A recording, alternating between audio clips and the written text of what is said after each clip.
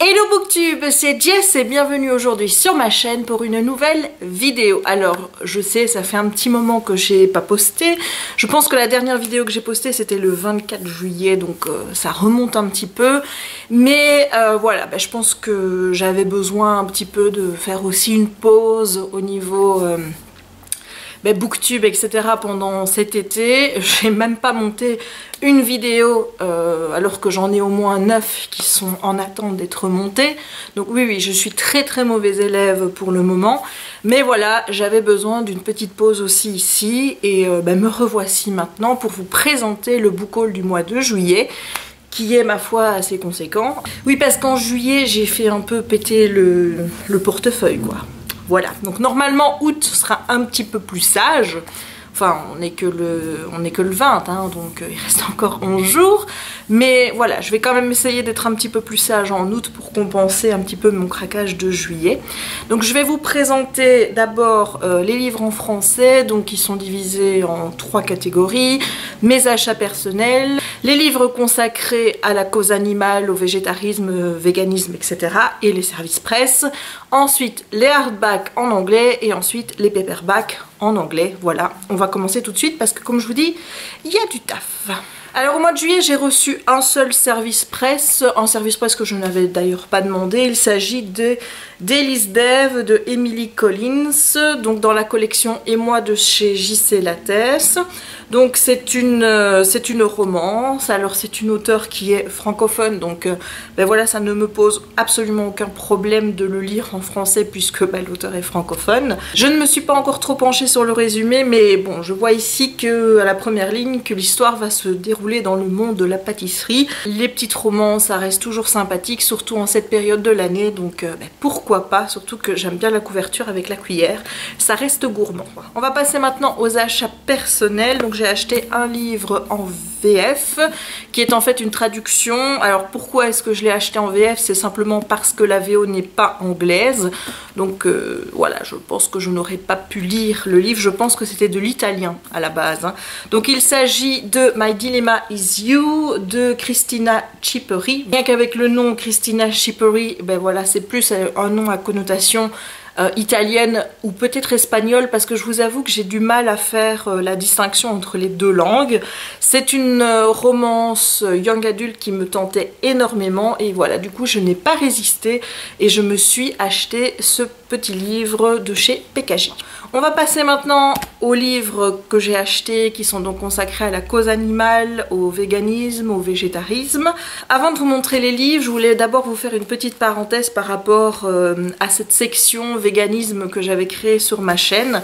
Je ne compte pas l'alimenter en fait, pour la simple et bonne raison que je me suis créé une seconde chaîne qui s'appelle Jessica M Vegan. Je suis pas allée très loin en fait, hein, pour trouver ce nom. J'ai fait au plus simple parce que j'avais pas envie de me prendre la tête avec un nom de chaîne. J'ai donc créé cette chaîne parce que je ne voulais pas imposer ce sujet sur ma chaîne liée au livre, parce que je me rends compte que j'ai beaucoup de choses à dire, que je vais parler de beaucoup de livres par exemple, de reportages, etc.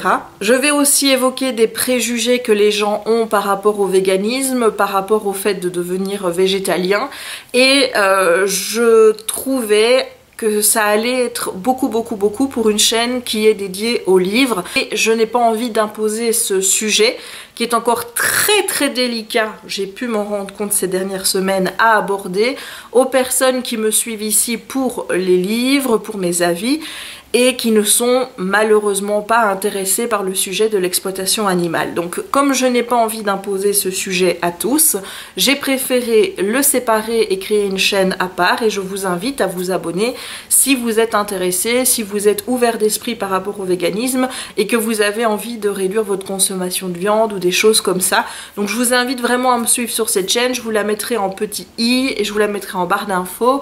Je vous mettrai également le lien de ma nouvelle page Facebook, de mon nouveau Twitter et de mon nouvel Instagram. J'ai vraiment décidé de tout scinder par rapport à ce sujet pour ne pas l'imposer aux gens qui n'avaient vraiment pas envie de se retrouver inondés par cette thématique sur ma chaîne. Voilà, maintenant cette petite parenthèse étant faite, je vais quand même vous montrer ici, parce que ça reste des livres, les bouquins que j'ai achetés qui concernent donc la cause animale et Le véganisme, oui, parce que depuis ma dernière vidéo, je l'ai dit sur ma page Facebook, mais je ne l'ai pas encore dit ici, j'ai transitionné totalement vers le véganisme, donc voilà, maintenant ça fait déjà plusieurs semaines qu'il n'y a plus aucun produit animaux dans mon alimentation et maintenant ben, je supprime pour le reste, c'est-à-dire que quand je rachète des produits ménagers, je les achète vegan. Quand j'achète des produits d'hygiène, donc pour laver mes cheveux, pour me laver tout simplement, je prends aussi du vegan. Je ne compte plus acheter de cuir, même si j'ai jamais acheté de cuir à part pour les chaussures évidemment, plus acheter de laine non plus. Et pour les lainages que j'ai à la maison, que j'ai acheté il y a longtemps, là je ne compte pas les jeter ni quoi que ce soit. Je vais les user, après tout ils sont déjà achetés, le mal est fait j'ai envie de dire, donc le fait que je continue à les utiliser, voilà, jusqu'à temps que. Le but c'est vraiment de ne plus racheter. Donc là je suis vraiment dans une optique vegan à 100%. Je me sens totalement en harmonie avec mes convictions. Je tenais à vous apporter cette précision par rapport à ma dernière vidéo pour que vous soyez un petit peu au courant, même si vous ne souhaitez pas me suivre sur ma nouvelle chaîne. Bon, assez blablaté, on va passer maintenant au livre. Donc en juillet, j'ai acheté Yes Vegan de Catherine et Lahel aux éditions L'Âge d'Homme en poche. C'est un livre que j'ai déjà lu, je l'ai lu en fait, je l'ai terminé il y a 2-3 jours. Alors c'est un livre que je me suis allègrement empressée d'annoter, comme vous pouvez le constater. C'est un livre que j'ai beaucoup aimé et vous retrouverez mon avis sur ce bouquin sur ma seconde chaîne, puisque je ne compte pas le chroniquer sur cette chaîne-ci.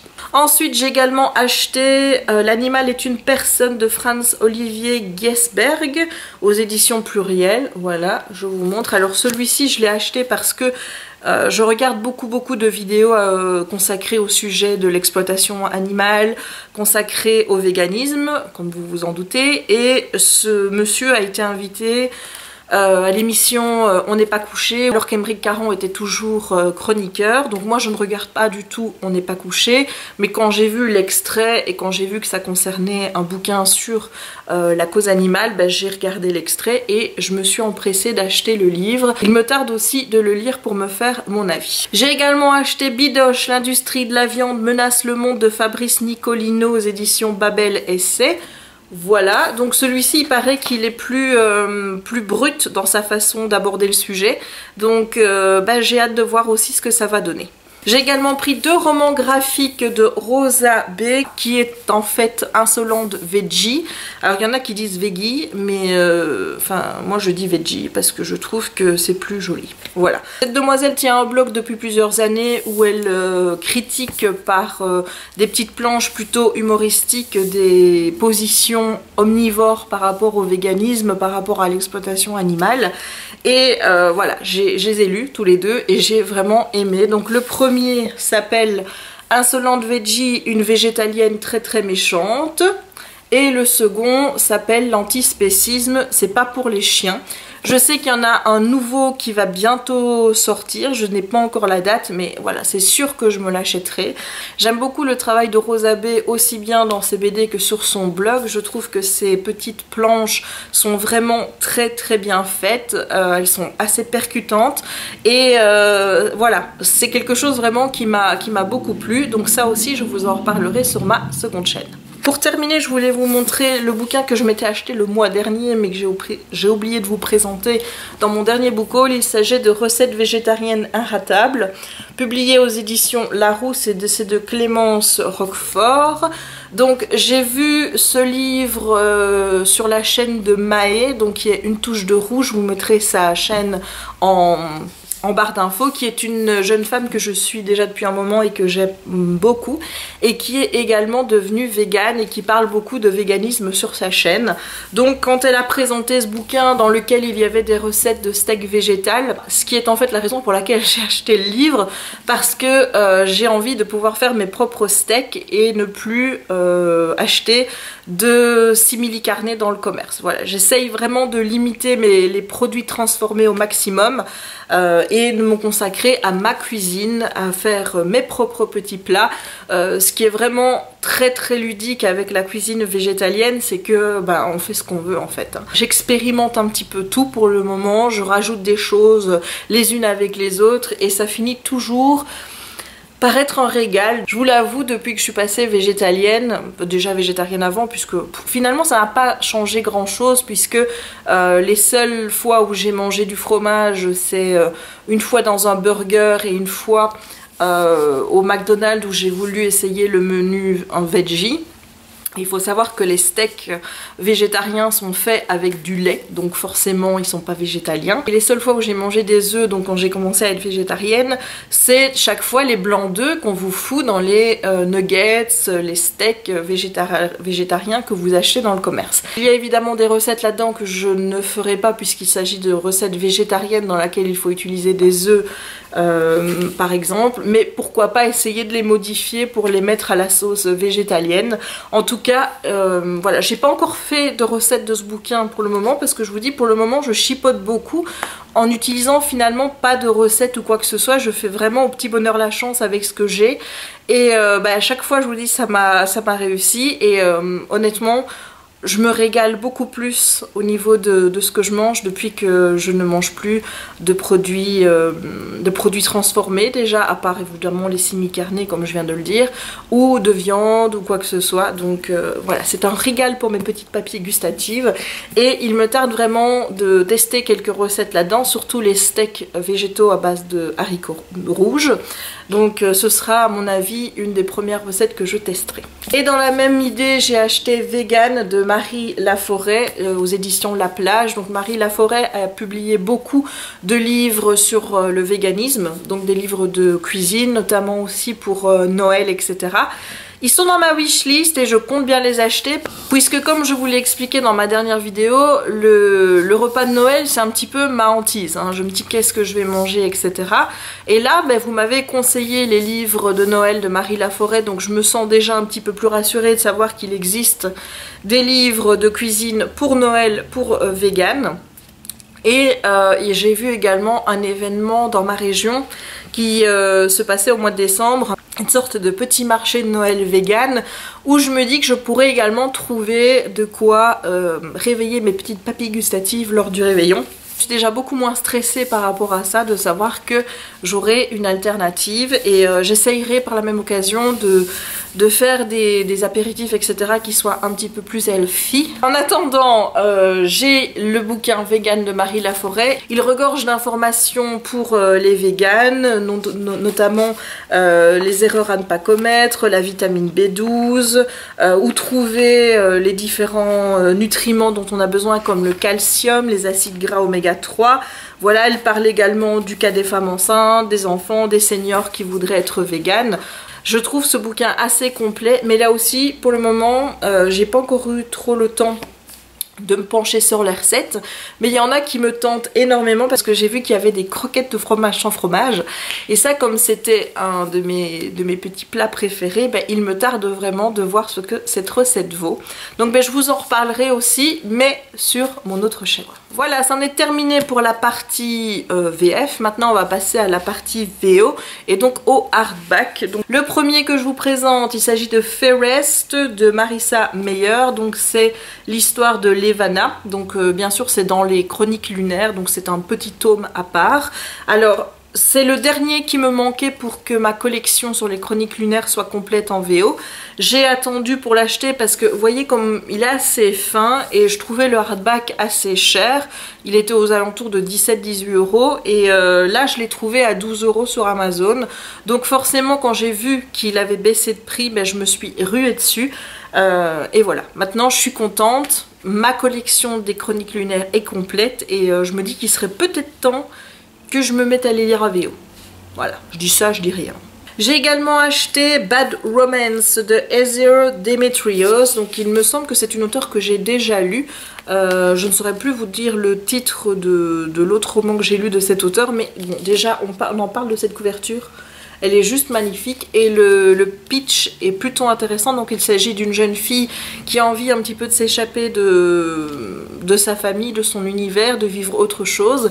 Et elle va rencontrer un garçon qui va s'avérer être très dangereux pour elle, puisque leur relation va mal tourner d'une certaine façon, puisque ça va être une sorte de prison pour elle. Donc je trouve le sujet évidemment très très intéressant à aborder et il me tarde vraiment de lire ce roman. J'ai également acheté The Reader, qui est le premier tome de Sea of Ink and Gold de Tracy Shea. Alors ce roman est publié en français sous le nom La Lectrice dans la collection R. Je vous mettrai la couverture ici. J'ai vu des avis plutôt bons sur ce roman, donc du coup je me suis procuré la VO en espérant qu'elle me plaise également. Ensuite j'ai acheté The Unlikelies de Carrie Firestone. Alors bon, j'aime bien la couverture, je trouve ça assez estival comme couverture. Donc ici on va suivre une jeune fille qui voit l'été arriver pas d'un très bon oeil parce qu'elle se dit qu'elle va s'ennuyer dans la ferme familiale, etc. Et elle va sauver un bébé et ce sauvetage va être filmé et posté sur internet et la vidéo va devenir virale. Du coup son été va changer du tout au tout, vous en doutez, et voilà, j'en sais pas plus, mais je me dis que ça peut être plutôt chouette à lire, donc il me tarde. Et enfin le dernier hardback que j'ai acheté, il s'agit de Because You Love to Hate Me, 13 Tales of Villainy. Il s'agit d'un recueil de plusieurs nouvelles où vous retrouvez plusieurs auteurs comme René Adier, Soman Sheinani, Suzanne Denard, Marissa Meyer, Victoria Schwab, Adam Silvera, je regarde si Nicolas Youn. Ce livre a été édité en collaboration, donc chaque auteur en collaboration avec un booktuber américain ou anglais. On retrouve Benjamin of Toms, A Bookutopia, White Novels, Jessie the Reader, Read by Zoe, il y a aussi Paris Project, Paul and Banana Books, enfin voilà des noms que moi je connais très bien puisque ce sont tous des booktubers que je suis sur YouTube. Donc voilà, je vous avoue que au-delà du fait donc que ce sont des réécritures où on va parler donc de méchants dans des contes, etc. Donc le sujet déjà à la base me plaît beaucoup. Le fait qu'il y ait les booktubers en plus, c'est ce qui m'a un petit peu fait acheter le bouquin. Je me demande vraiment de quelle manière ces booktubers ont pu contribuer à ce livre, donc je suis très curieuse et j'ai vraiment hâte de pouvoir le lire. On passe maintenant à la dernière catégorie de cette vidéo, au paperback en VO. Donc, le premier que je vous présente, il s'agit de Names They Gave Us de Emery Lord. Alors Emery Lord a publié également When We Collided. Je pense que je l'ai. Oui, je vois, il est là. Donc j'ai également ce bouquin, mais je ne l'ai pas encore lu. Donc ici, on va suivre une jeune fille qui s'appelle Lucie, qui a prévu d'avoir un super été avec son parfait petit copain, son parfait job d'étudiant et passer beaucoup de temps avec ses parents. Et là, une tragédie va survenir puisque le cancer de sa mère va refaire surface et elle va se retrouver donc dans un camp pour des enfants qui ont des problèmes à être conseiller volontaire, et là elle va rencontrer un garçon, donc un autre conseiller qui s'appelle Jones et qui va lui faire changer la façon dont elle voit le monde pour toujours. Donc j'adore la couverture, voilà, regardez, en plus il y a des petites paillettes qui brillent, c'est trop beau. Et voilà, encore un roman qu'il me tarde de lire. Celui-ci, ça faisait un moment qu'il me donnait envie, il s'agit de Nemesis de Brendan Reich. C'est un roman qui est déjà magnifique. Regardez, l'objet livre en soi est superbe. Voilà, et le résumé, il est tout autant. Donc dans ce roman, on va suivre une jeune fille que l'on va tuer, et puis après qui va revenir à la vie avec toutes les traces du crime et effacées, et elle en parfaite santé. On va suivre également un garçon qui fait beaucoup de cauchemars concernant des meurtres, et ces deux ados un petit peu tourmentés vont se rendre compte que on leur a menti toute leur vie. Voilà, je n'en sais pas plus, mais moi rien que déjà le fait d'avoir quelqu'un qu'on tue et qui revient à la vie, j'étais déjà mordue, j'avais même pas besoin de lire la suite. Donc encore un livre qu'il me tarde de lire, et je vais vous dire ça à chaque fois parce que c'est chaque fois le cas, sinon je ne l'aurais pas acheté, c'est évident. Ensuite un réachat VO voilà, alors que j'ai la VF et qu'en plus j'ai déjà lu le tome 1. Il s'agit de Darkness Becomes Her de Kelly Keaton. Alors je vous mettrai ici la VF, je pense que c'est la même couverture mais je me souviens plus du titre.